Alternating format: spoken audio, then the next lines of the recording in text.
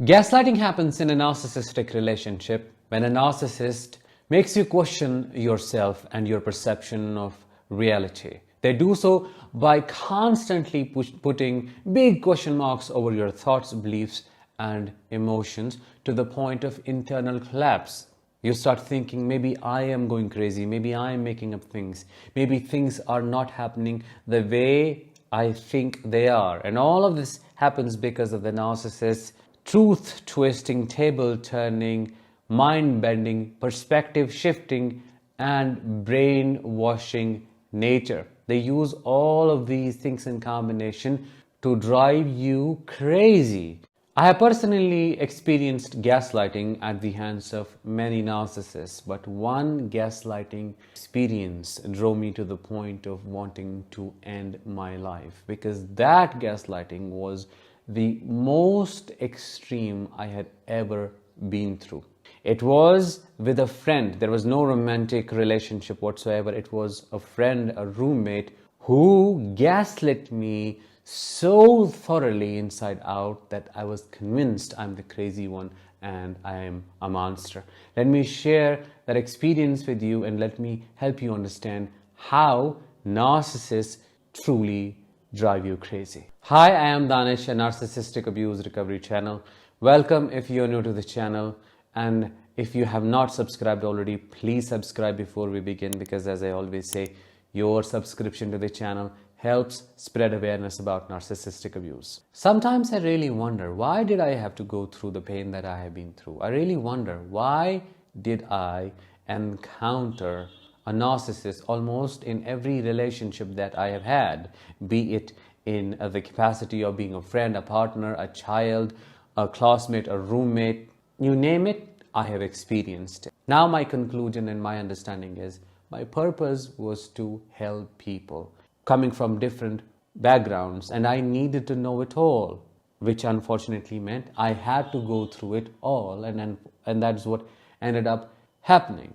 Today, the person that I'm going to talk about is one of the worst and the most dangerous types of a narcissist I have ever encountered in my life, in the capacity of being a friend and a roommate. Instead of going through the entire story of how it began, how the devaluation happened, and finally what the discard was like, I would like to focus on one specific part of importance, because as I said in the beginning, I'm going to share how I was gaslit thoroughly to the point of complete breakdown.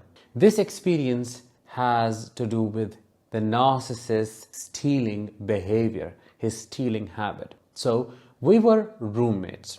What ended up happening one fine day is we decided that we'll pray together. There was a room next door where people would pray in a group, especially quite early in the morning, around 5 a.m. or so. So we started doing the same. I would like you to know that by this time I had already been abused by this person. I was going through a lot, but I was kind of carrying on thinking it was my fault. Back then, we used to live in the same hostel and we shared the same room because we were studying in the same college and we were studying the same course. I used to get some money for my monthly expenses, and as a part of my routine, I would withdraw some money to make life easy. On the first day when we left for the prayer, I had left my wallet, and in that wallet were some bucks, maybe $100 or so. In rupees, it was around 2,000 rupees. So when we were finished with the prayer, he left a couple of seconds early, only a couple of seconds. And I followed him because I kind of felt something is going to happen. And when I entered the room, he wasn't there. He was already in the washroom. My intuition told me to check my wallet. And when I checked, there were only 1,500 rupees. A good portion of the money was gone.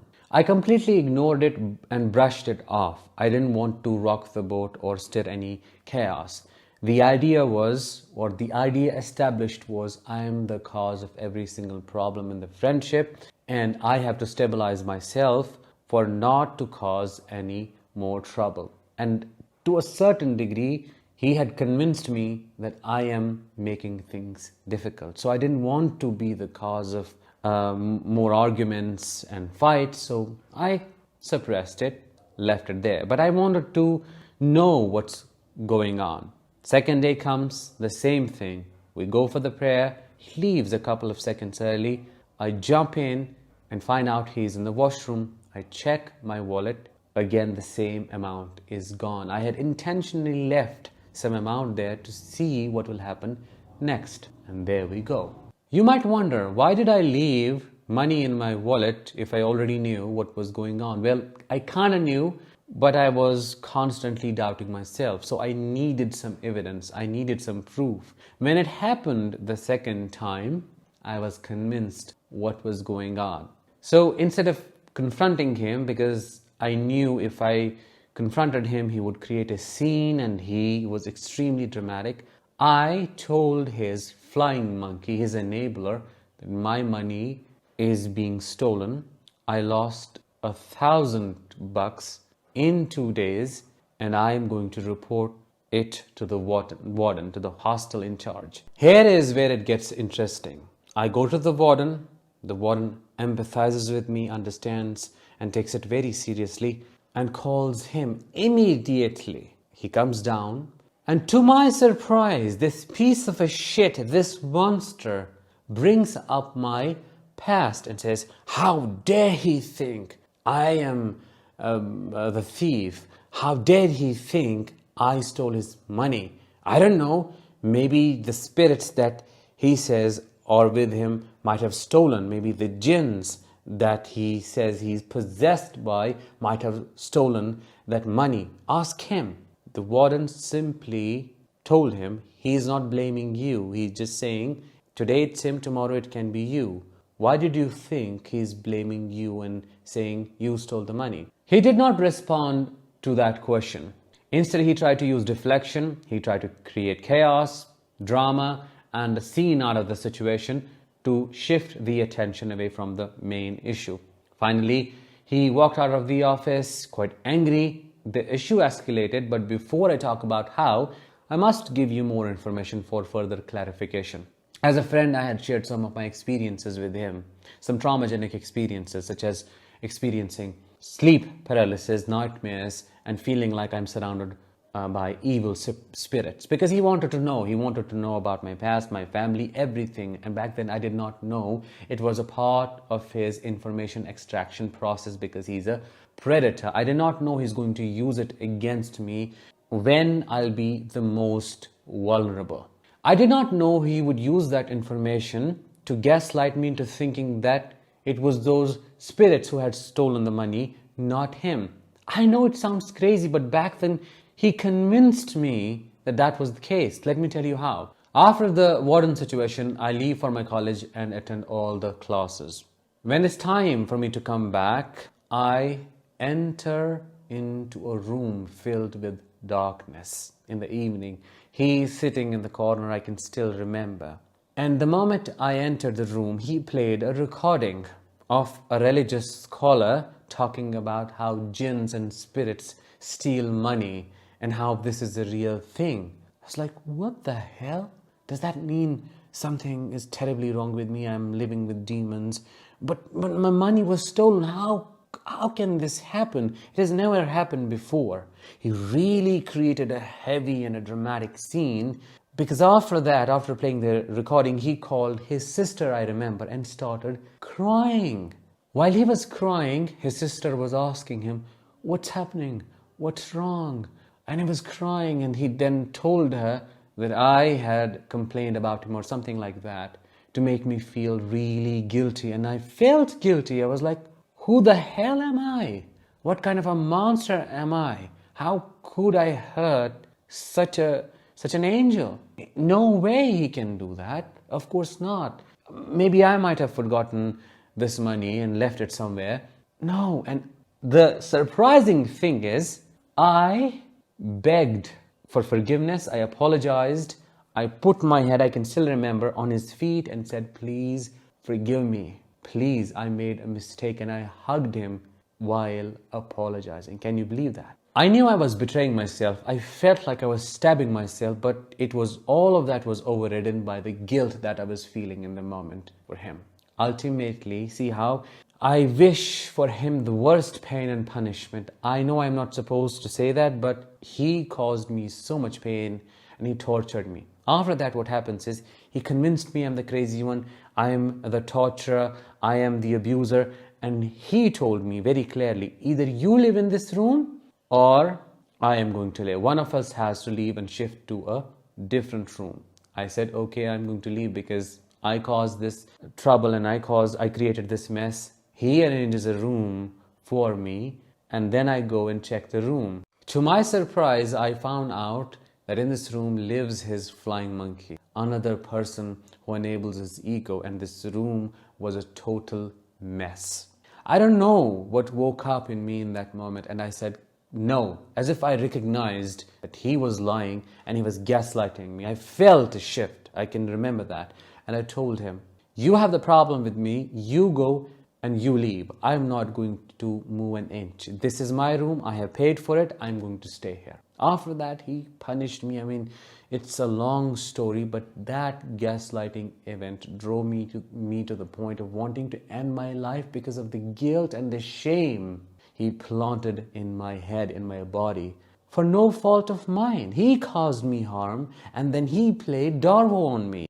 Denied the attack, reversed the roles of victim and offender, and used my past against me to make it seem like I was possessed by some evil spirits. They had stolen my money. Now I was blaming him. Do you see how crazy that situation was?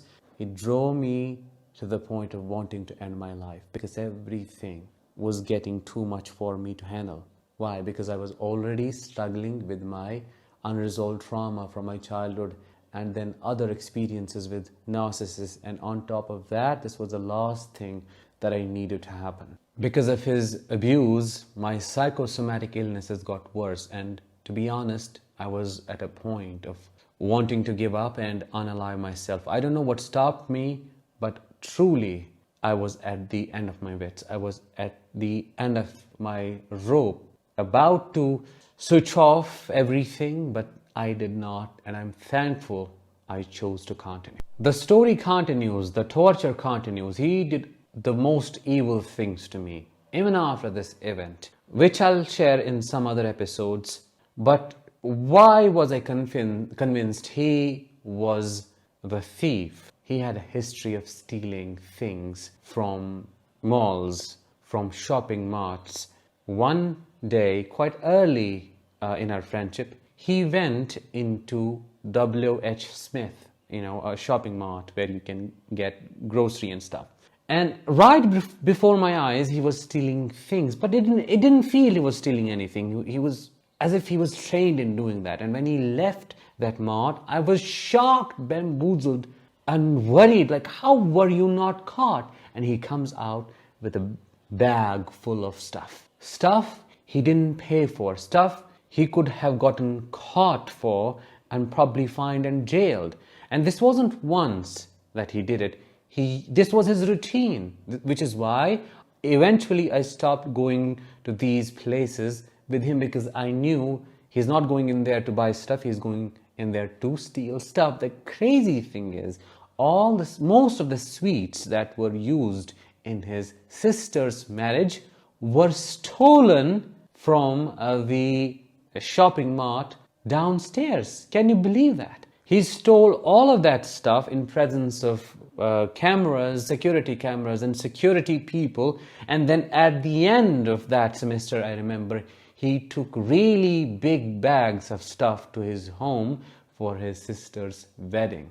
This is the man who blames me for making up things, for blaming him for nothing. This is the man who says my money was stolen by spirits. Come on, you could have done better than that. And I'm convinced, who wouldn't be convinced? He stole that stuff. He had the guts to do that. He's a sociopath, a con artist. How could he not have stolen my money? Makes sense. Case resolved. After that, he was severely punished by God, which is another experience I would like to share with you in the next episode, when I'll talk about how narcissists get their karma, and when they get it, they hate it. The crazy thing is, he blamed it on me, but I knew at the time what was going on and I confronted him. Story for another time. In a nutshell, these people are delusional, and gaslighting is beyond lying. It's pure psychological warfare and can literally drive you to the point of wanting to end it all. Have you been there yourself? If yes, drop your experiences in the comments below. Thank you so much for listening and for tuning in today. I'll talk with you in the next one. Until then, as always, let the healing begin and continue.